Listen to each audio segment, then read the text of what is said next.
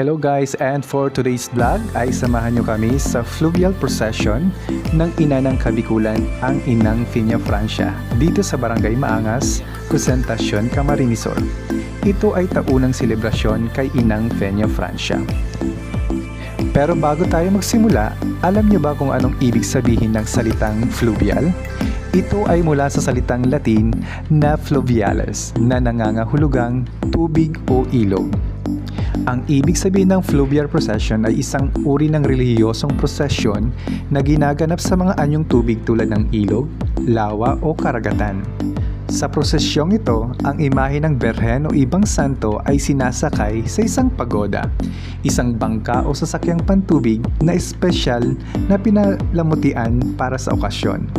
Kadalasan, sinasamahan ito ng mga kaparian at mga debotong tinatawag na boyadores na tumutulong